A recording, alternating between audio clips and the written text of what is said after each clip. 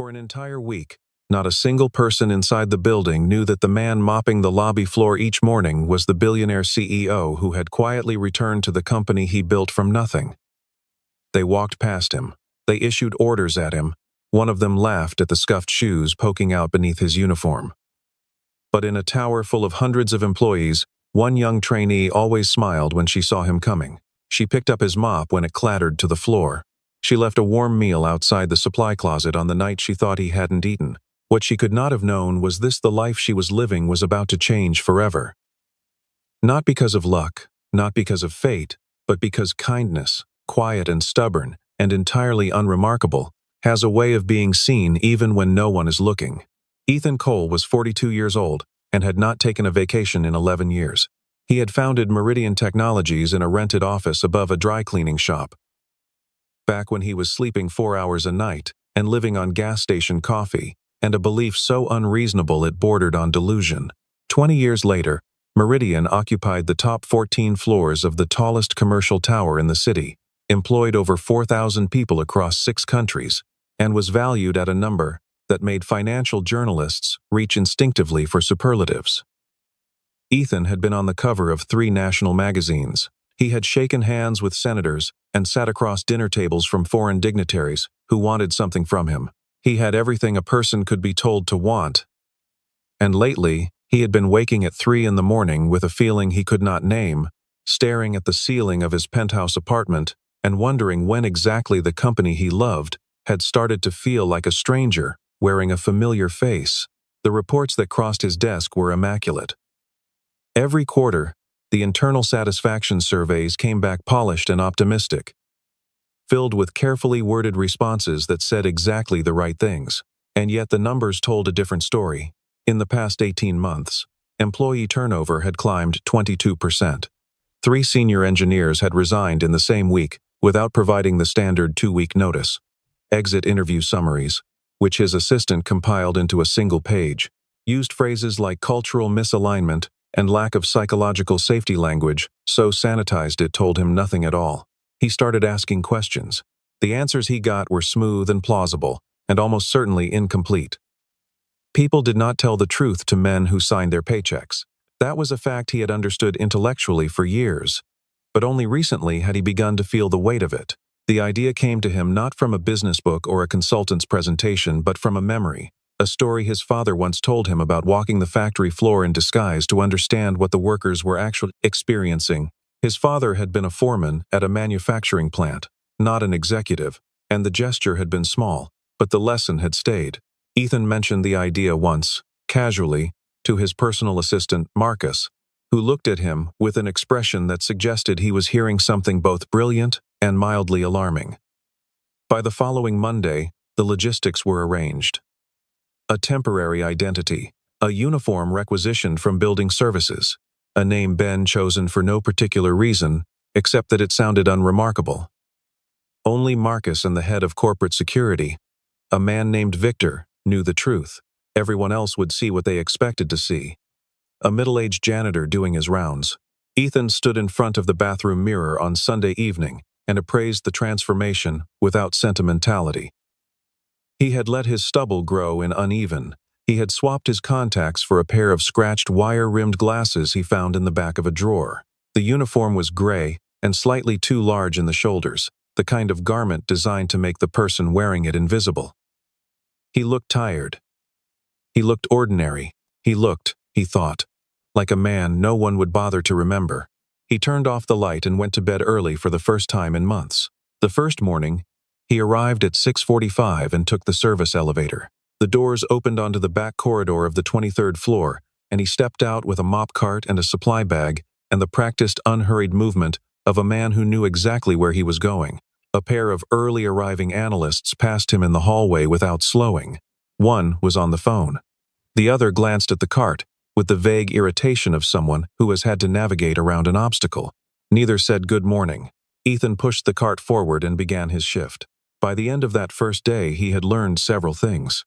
He had learned that the pantry on the 26th floor was used as an overflow meeting space in the afternoons, meaning the cleaning that was supposed to happen at 2 o'clock got pushed back to whenever the last group of people decided to leave, which was sometimes 6, sometimes 7, sometimes later. He had learned that the men's restroom on the 25th floor had a sensor light that turned off after 90 seconds if no motion was detected, meaning anyone in a stall longer than that was plunged into sudden darkness, a problem that had apparently existed for at least 3 months, based on the post-it note someone had taped to the inside of the door. He had learned that a significant portion of the people who worked for him did not say thank you. Not to him, not to the other building services staff. He occasionally worked alongside, not in any observable way that suggested the thought had crossed their minds. He mopped. He emptied bins. He wiped down surfaces. He was, for all practical purposes, furniture. On the second day, a young manager, blonde, early 30s, the kind of man who owned 3 blazers in slightly different shades of the same blue, came out of a meeting room and nearly walked into the mop cart. He looked at the cart, then at Ethan, with an expression of displaced irritation, as though the object and the person operating it had both chosen a bad moment to exist. He said, without breaking stride, that this area needed to be cleaned before 11, not during. He was already on his phone before the sentence was finished. Ethan looked at him. He did not say anything. He moved the cart 6 inches to the left and continued mopping. Later in the same afternoon, 2 analysts stood by the elevator bank discussing a colleague who had recently been promoted over one of them. They spoke at a normal conversational volume, as if the man pushing the cart nearby were a piece of ambient noise, rather than a human being capable of comprehension. One of them said something about the new project lead being decorative but not intelligent. The other laughed. A pair of them from the strategy team passed at 5 minutes to 3 and one said to the other, loudly enough for anyone within 10 feet to hear, that someone should tell the cleaning staff about the concept of efficiency. The other laughed. Ethan pushed the cart around the corner and kept going. He had expected some of this. He had not expected the completeness of it, the degree to which invisibility, once assigned, became self-reinforcing. People's eyes slid past him with the practiced smoothness of long habit. He was part of the visual background of the building, like the potted plants in the lobby, or the motivational typography on the feature walls present, acknowledged at some peripheral level, but never actually registered as a thing requiring a response. A woman in the finance department, when he arrived to empty the bin beside her desk, shifted her chair slightly without looking up, creating just enough space for him to reach the bin, and nothing more. That was the full extent of the acknowledgement. When he was done, she shifted the chair back. The transaction was complete. He had been optimally processed. On the 3rd morning, something changed. He was crouching beside the recycling station near the elevator banks on the 24th floor, sorting a tangle of improperly discarded materials, when he heard footsteps that stopped beside him rather than flowing past. He looked up. A young woman stood there, maybe mid-20s, with dark hair pulled back and a canvas tote bag over one shoulder. She was holding a paper coffee cup in both hands like it was something she needed to steady herself with. She looked directly at him, not through him, not past him, and she smiled. It was not a pitying smile. It was the uncomplicated smile of someone who saw another person and found the sight of them entirely acceptable. "Good morning," she said. He blinked. "Morning," he said. She nodded and stepped into the elevator. The doors closed. Ethan stayed crouched by the recycling station for a moment longer than necessary. Her name, he found out, was Lily Carter. She was a marketing trainee. 3 months into a 6-month placement, she had a small desk near the window on the 24th floor. And she arrived each morning before most of her colleagues and stayed most evenings after many of them had gone. He observed this gradually, the way you observe weather patterns not through concentrated study but through repeated exposure to the same conditions. She said good morning to the security guard at the lobby desk. She said good morning to the woman at the reception window. She said good morning to him. Every day. Without fail. Without the slight downward flicker of the eyes that most people performed instinctively when addressing someone they had unconsciously categorized as service staff. On the 4th day, he dropped the mop. He had been reaching across the cart to adjust the solution bottle, and the handle slipped, clattering against the tile floor with a sound that made 2 nearby executives flinch and look over with expressions of mild displeasure. Lily, who had been walking past with a folder pressed to her chest, stopped immediately and crouched down to retrieve it. She handed it back to him handle first.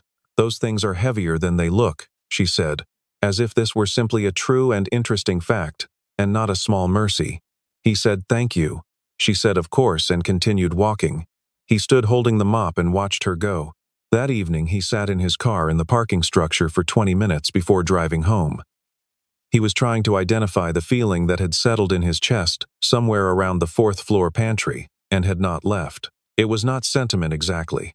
It was something closer to recognition, the particular sensation of being reminded that a thing you had half forgotten still existed in the world. Lily Carter had grown up in a town 300 miles south of the city, in a house where the furnace worked intermittently and the kitchen table had one leg held up by a folded piece of cardboard. Her mother cleaned offices at night. Her father had left when she was 9. She had worked her way through college on a combination of scholarships, weekend shifts at a diner, and a discipline that most people her age didn't have to develop because they hadn't yet needed to. The Meridian traineeship had been the thing she'd applied for with the particular hope of someone who has learned not to want too much carefully, at arm's length, with a hedge already built into the expectation. When the acceptance email arrived, she had read it 3 times before allowing herself to believe it was real. She had moved to the city with 2 suitcases and a month's worth of savings, and found a room in a shared apartment 40 minutes from the office by bus. Inside Meridian, she was assigned to the marketing team under the supervision of the department director, a man named Daniel Ross. Daniel was 38 and had the particular confidence of someone who had risen primarily by making sure the right people noticed his victories and the wrong people were blamed for his failures. He dressed well, he spoke well. In presentations to senior leadership, he was polished and decisive and conveyed an impression of authority that was convincing enough to have gone largely unquestioned for 5 years. With the people below him, he was something else. He assigned interns the work that would not be credited. He dismissed ideas in meetings before they were finished being spoken. He had a gift for small, deniable humiliations, the comment delivered with a smile, the correction made in front of an audience, the suggestion that someone's contribution was appreciated, while making clear through tone alone that it had not been. Lily had understood this within 2 weeks. She had also understood, just as quickly, that saying so out loud would accomplish nothing good. The lowest point of the week came on the 5th day, in the hallway outside the main conference room on the 25th floor, 20 minutes before a scheduled client presentation. Ethan was mopping the section of floor near the door. The carpet inside would be handled after the meeting, but the tile corridor needed to be done before the clients arrived. He was halfway through the section when Daniel Ross came out of the conference room with his phone in one hand and a paper cup of coffee in the other, talking loudly to someone on speaker, and walked directly into the cart with the focused inattention of a man who had never once had to navigate around anything he didn't want to navigate around. A long arc of dark liquid caught the corridor tile and splashed against the side of Ethan's shoe. Daniel looked down at the spill. He looked at the shoe. He looked at Ethan. There was a beat of silence in which Daniel made a decision that was more revealing than he knew. He said, with the clipped briskness of a man who considered the outcome to be entirely the fault of whoever had placed the cart in his path, that the floor needed to be cleaned. Now, before the clients arrived in 15 minutes, he said it needed to be spotless. He said it in a voice that contained the specific cadence of a man who had said similar things to similar people many times before, and found the experience without consequence. Then he turned and went back through the conference room door without looking at the spill again. Ethan crouched down with the mop and began. Lily came around the corner of the corridor 30 seconds later, heading toward the meeting with a folder under her arm, and stopped when she saw him kneeling on the floor. She set the folder down on the windowsill and reached for one of the extra cloths on the lower rack of the cart. She said nothing. She simply crouched down and helped. Daniel came back out of the conference room a moment later, looking for something he'd left on the windowsill. He saw Lily on the floor. He looked at her the way he looked at most things that didn't immediately make sense to him, with a particular flatness of expression. That was his version of contempt. He said, in front of 3 colleagues who had followed him out of the room and were now standing in the corridor watching, that he was curious whether Lily was aware that her traineeship was in marketing and not in building services. There was a pause. One of the 3 colleagues made a small sound that was not quite a laugh. Lily looked up. She said she was aware. She said the floor needed to be cleaned before the clients arrived, and she was in a position to help, so she was helping. She said it without heat, without apology, with the calm self-possession of someone who had calculated the cost of the statement and decided it was worth it. Daniel looked at her for a moment with the expression of a man who does not enjoy being answered when he expects compliance. Then he took what he'd come back for and went inside. Ethan remained crouching by the floor. He did not look up. He did not need to. She did not stop being kind because the environment discouraged it. This was what Ethan found most striking as the week continued. She did not adopt the armor that most people constructed in workplaces like this, the studied indifference, the slight hardening of expression, the careful withdrawal of warmth from anyone who couldn't help her. She thanked people. She apologized when she bumped into someone. She held the elevator. She was not naive about where she was or what it required. She simply chose not to let the requirements of the environment edit the person she was when no one important was watching. On the 5th morning, Ethan arrived to find an unfamiliar bag sitting outside the supply closet on the lower service level, the closet he used as a staging area for cleaning supplies, and where he sometimes ate his lunch when the building cafeteria felt too exposed. The bag was a plain paper sack. Inside was a container of fried rice, still warm, wrapped in a rubber band to keep the lid on. There was a note written on a torn piece of notepad paper in handwriting that was small and precise and slightly tilted. "Eat something proper, okay? L." He stood in the corridor, holding the bag for a long moment. No one had brought him food in years. People sent him gift baskets. People took him to restaurants.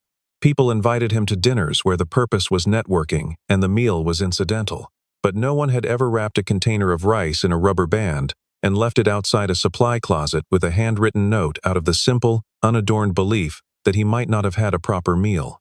He ate the rice sitting on an upturned cleaning bucket. It was very good. He folded the note and put it in the inside pocket of his uniform jacket. He did not examine the impulse to keep it. He just kept it. The crisis came on the 6th day, and it came from a direction Ethan had not fully anticipated. He had expected to find evidence of the managerial dysfunction that the exit surveys had hinted at. He had expected cultural problems, communication failures, the ordinary entropy of a large organization that had grown faster than its internal practices could accommodate. He had not expected fraud, but there it was, not buried, not cleverly concealed, sitting in plain sight for anyone who knew where to look. Lily had found it first. The company was preparing to close a major partnership agreement with a regional logistics firm, a deal that had been in negotiation for months and was scheduled for signing at the end of the quarter. The marketing team had been tasked with producing a performance report demonstrating Meridian's campaign ROI data to support the partnership terms. The data, Lily discovered on the afternoon of the 5th day while cross-referencing source files as part of a routine task she'd been assigned, did not match. Specific metrics in the client-facing version of the report had been adjusted, not dramatically, not in a way that would be obvious at a glance, but adjusted nonetheless. Numbers that should have read a certain way had been altered to read better. The discrepancy was small enough to be invisible to anyone not doing the specific comparison she happened to be doing, and large enough, if discovered later, to constitute a serious misrepresentation to a business partner. She sat with this information for the rest of the afternoon. She was not sure who had made the changes. She was not entirely sure what the right course of action was. She knew what the wrong course of action looked like: say nothing, submit the report, collect her stipend, finish the traineeship, write a polished reference request to someone who would not remember her name. She also knew that the right course of action had a cost attached to it that she could not accurately calculate in advance. She found Ben in the service corridor, near the elevators that evening, finishing a final pass with the mop before end of shift. She said she needed to talk to someone, and she wasn't sure why she was talking to him specifically. And he said that was all right. And she sat down on the edge of a supply cart and told him what she'd found. She did not dress it up or dramatize it. She was precise and careful and a little frightened. When she had finished, he asked her a question. He asked, if reporting this cost her the traineeship, what would she do? She looked at him for a moment.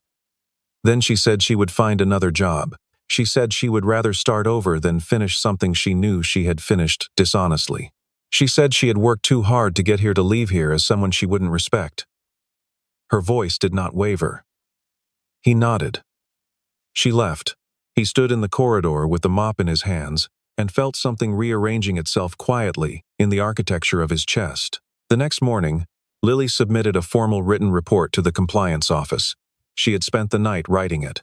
She detailed the discrepancy carefully, attached the source files, and noted that she was uncertain of the chain of responsibility, but believed the information needed to be reviewed before the partnership signing.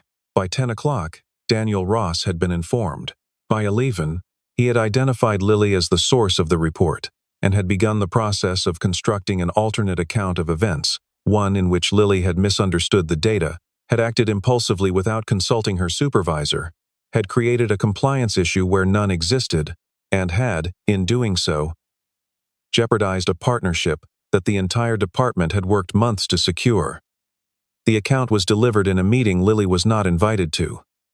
By noon, she had been called into a separate meeting with two people from the HR department, one of whom slid a termination form across the table and explained that her traineeship was being concluded effective immediately due to conduct inconsistent with team collaboration standards. She did not argue. She signed what she was required to sign. She asked if she could return to her desk to collect her belongings and was told she could have 15 minutes. She put her notebooks and her charger and a small potted cactus she had brought from home into her canvas tote bag. She did not cry at the desk. She would cry later, on the bus, with her forehead against the window, the city sliding past outside in the gray afternoon light. But not at the desk, not where anyone could see. She took the service elevator down because it was slower, and she did not want to stand in a lobby full of people right now. It stopped on the lower level. She stepped out. She walked to the supply closet. She knocked on the half-open door. Ethan was inside, reorganizing a shelf of cleaning solution bottles, and he turned. She held out a small key, a building access card for the service areas that Marcus had arranged for her weeks ago because she sometimes helped him carry supplies from the loading dock. She said she was sorry she wouldn't be able to bring him lunch anymore. She said she hoped he would eat properly. She said he was a good man. She left before he could answer. Her footsteps echoed down the corridor, and then there was silence.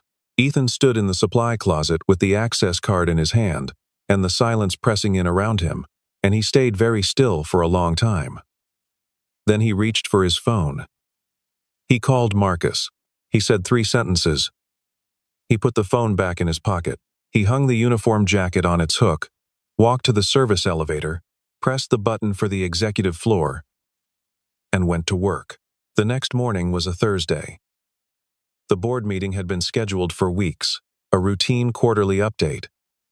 The kind of meeting that ran to a prepared agenda and produced no surprises. It started at 9.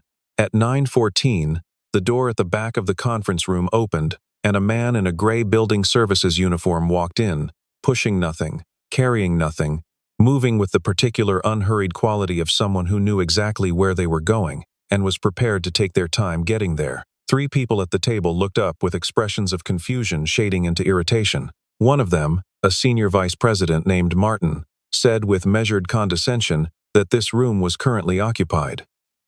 The man in the uniform removed his glasses. He stood up slightly straighter. Victor, the head of corporate security, who had been standing just inside the door, straightened as well and addressed the room. "Ladies and gentlemen," he said, "Ethan Cole." The silence that followed was not an ordinary silence. It was the silence of a room full of people simultaneously revising an enormous number of assumptions. Daniel Ross, who had arrived early and taken a seat near the center of the table, went the particular shade of still that a person goes when they realize the ground beneath them has already moved, and they are only now perceiving the fact of it. Ethan looked at him for a moment. Then he looked at the room.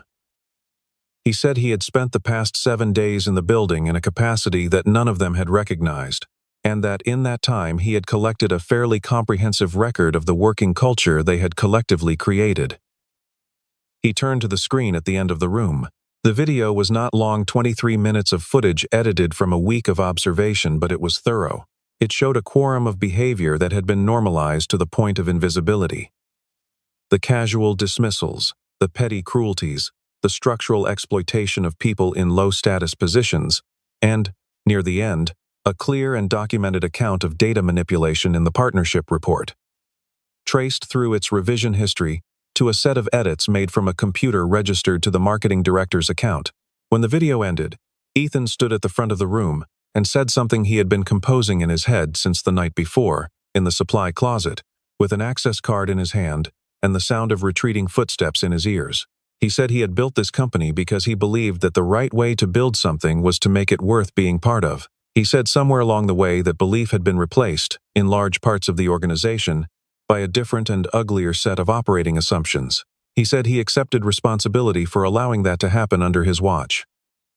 He also said it was going to stop. Daniel Ross was suspended without pay, pending a full investigation.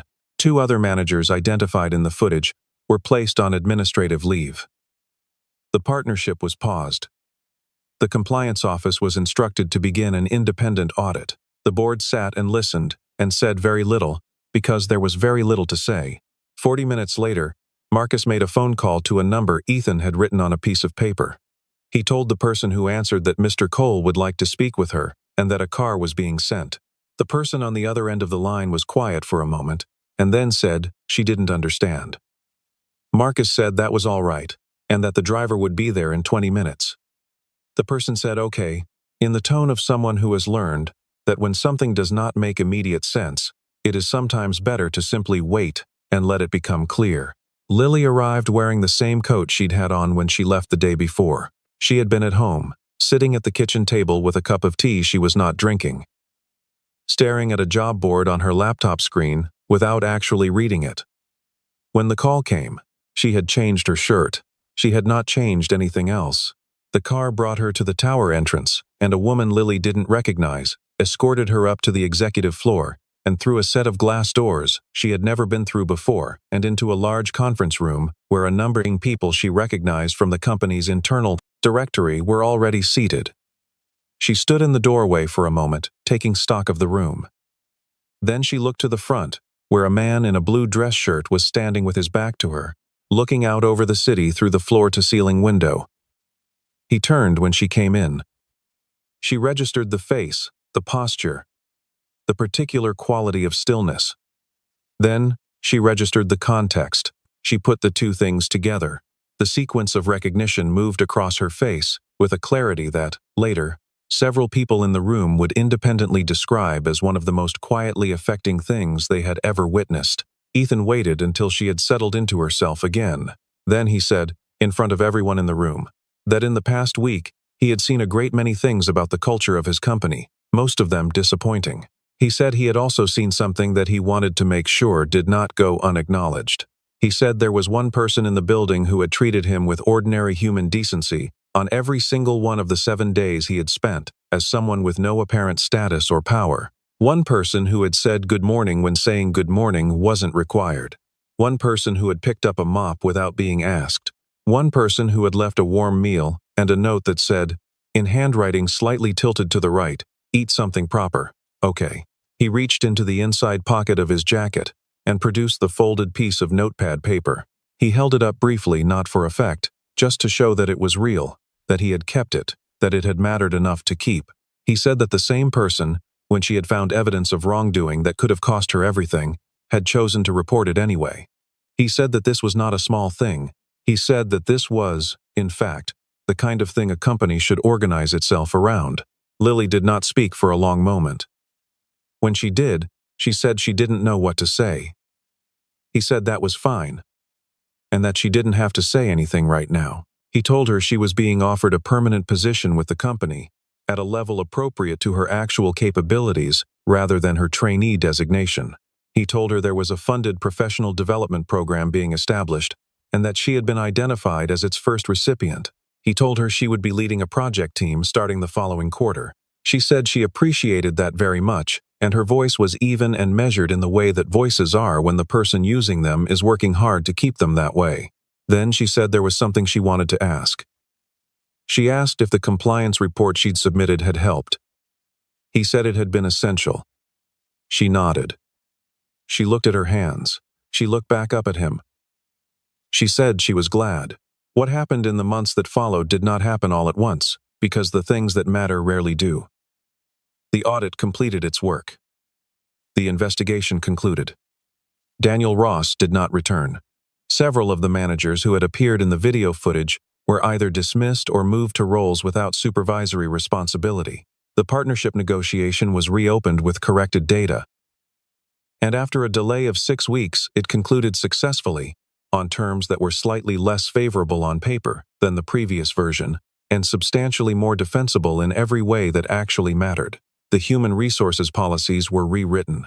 A new internal reporting mechanism was established, one that allowed employees to raise concerns without their identities being disclosed. Town hall meetings were instituted, monthly, where Ethan sat in a room with groups of 20 or 30 employees from across the organization and listened, not presented, not delivered, prepared remarks. Listened.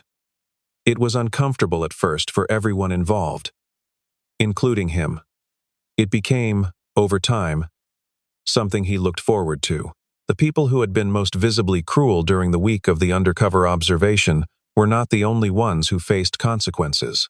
The more quietly damaging behavior, the structural exclusions, the systemic disregard for people in lower-level positions, the culture of deference and performance that had replaced actual honesty, those were harder to address and took longer to change. Ethan hired an organizational development consultant who spent 4 months interviewing employees across every department and every pay grade. The report that came back was long and uncomfortable, and full of specific, documented examples that he made himself read in full, twice, before he felt he was ready to respond to it adequately. He held 2 all-hands meetings in which he read selected portions of the report aloud to the full company.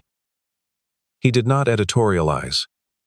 He did not soften the language. He said, "Here is what some of your colleagues experienced while working here." And he stood at the front of the room and let the silence do what silence does after a truth has been spoken into it.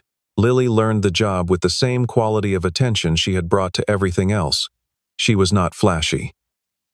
She did not move through the office with the performed confidence of someone trying to signal arrival. She asked questions when she didn't understand something. She gave credit explicitly and without resentment.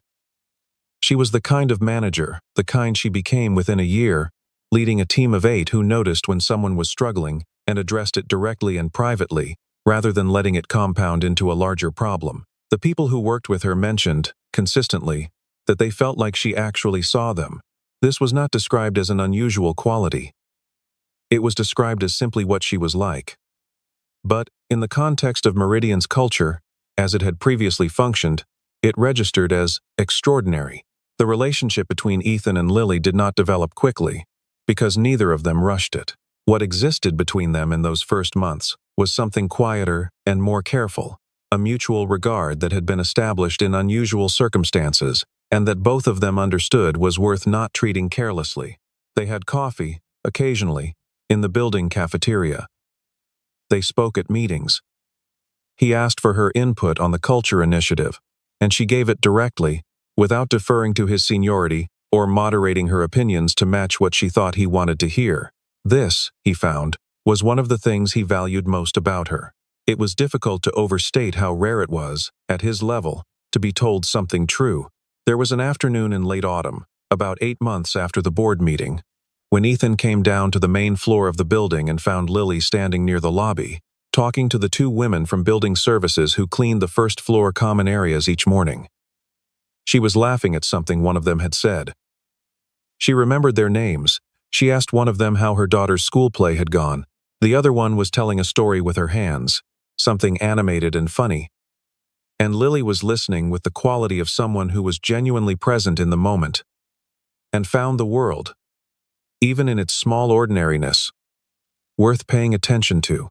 Ethan stood back from the conversation, by the elevator bank, and watched for a moment without intruding. He felt, standing there, the particular settling sensation of a man who has recently learned something important about what he values, and is now seeing the evidence of it clearly, in the middle of an otherwise ordinary afternoon. 1 year after the week he had spent as Ben, the building was different in ways that were not always visible in the metrics, but were nonetheless real and worth noting. People held doors. The cafeteria was louder at lunch because people were actually talking to each other, not performing the presence of social engagement, but genuinely occupying the same space and finding it worthwhile. The service staff, the cleaning crew, the facilities team, the people who maintained the infrastructure that the rest of the building depended on without thinking about, were addressed by name, more often than before. By more people than before. Not by everyone, not perfectly, but more. The internal satisfaction surveys, which were now administered by an independent firm rather than the internal HR team, returned numbers that Ethan did not simply trust, but was able to cross-reference against turnover data, absenteeism rates, and the volume of the internal reporting submissions, all of which told a consistent and encouraging story. Lily was presenting to a group of new marketing trainees on a Tuesday morning, in the glass-walled meeting room on the 24th floor, when a young man at the back of the group, nervous, slightly too eager, wearing a shirt that was newer than the rest of his clothes, reached across the table for a glass of water and knocked it directly into his own lap, gasping, sending water across the table and onto the floor around him. He went absolutely rigid, with the specific mortification of a person who has made a spectacular, visible error on what was functionally their first day. The other trainees around him went very still in the way that groups of people go still when witnessing someone else's embarrassment and are deciding collectively whether to make it worse. He looked at the floor. He looked at Lily. His face said everything a face can say when words are unavailable.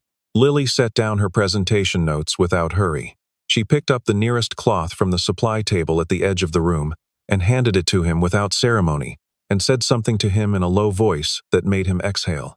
Then she crouched down and began cleaning up the spill from the floor herself, matter-of-factly, as if this were simply a thing that needed doing and she was there and so she would do it. The door opened and Ethan came in. He had been on his way to a meeting on the floor above and had knocked to ask Lily a question about a document. He took in the scene in a second, picked up a second cloth from the table, and crouched down beside her. Together they cleaned up the water without making it a production. The trainee, whose name was Marcus, same as the assistant, looked at the two of them, the woman leading the session he'd been terrified of, and the man he now recognized as the company's founder, both kneeling on the floor of the conference room with cleaning cloths in their hands, and he said, genuinely bewildered, that they didn't need to do that. Ethan straightened up. He handed the cloth to a passing colleague, thanked them, and looked at the trainee. He said that every job done well deserves to be treated as worth doing. Ethan straightened up. He handed the cloth to a passing colleague, thanked them, and looked at the trainee. He said that every job done well deserves to be treated as worth doing. Then, he said he hoped the rest of the session went well, nodded to Lily, and went to his meeting. Lily looked at the trainee, who still appeared slightly dazed, his shirt still damp, his mortification beginning the long, slow process of becoming a story he would tell years from now. She said it was all right. She said that in her experience, the days that started badly had a way of being the ones you remembered the longest. And that being remembered was not the worst thing. She said sometimes the most useful thing you learned in a place was something that had nothing to do with the official curriculum. She said, let's keep going. And they did. That evening, the lights in the building stayed on later than usual. There was a quarter-end report being prepared, and several teams were working past 7. Ethan had a habit, developed over the past year, of walking the floors in the late evening the way you might walk the perimeter of a house before sleeping, not looking for anything in particular, just checking that things were in order, that the rooms were full of the right quality of activity. He came out of the stairwell on the 24th floor and stood for a moment looking through the glass partition at the cluster of people still at their desks. Some of them glanced up. Some of them waved. One of them held up a coffee mug in a gesture of exaggerated exhaustion that made him smile. He did not feel like a stranger here the way he had once feared he might. He felt, with a clarity that still occasionally surprised him, like a man who belonged to something that was worth belonging to, who had nearly lost it by not looking at it clearly, and had gotten it back by looking at it from the ground up, through scratched wire-rimmed glasses, with a mop in his hands and nothing left to perform. Lily was at her desk at the far corner of the room, hair loose now after a long day, writing something by hand in the notebook she kept for drafting before she moved things to the screen. She looked up when he knocked on the glass. She raised an eyebrow, a question, or possibly a greeting. He raised one in return. She shook her head slightly, which might have meant she was fine, or might have meant she knew exactly what he was doing on his evening walk, and she went back to writing. He went back to the stairwell. He climbed 2 more floors. He looked out at the city through the window at the end of the corridor, the lights going on as the sky went dark, the unbroken ordinary continuation of the world. He thought about something he had understood during that week in the uniform, something he had been trying to put into words ever since. He thought about the way most people moved through spaces like this one, through offices and corridors and lobbies in a state of partial attention, filtering out the things and people that did not register as immediately relevant to their own purposes. He thought about how easy it was to become invisible, how little it cost to notice someone, how much that noticing could mean to the person being seen.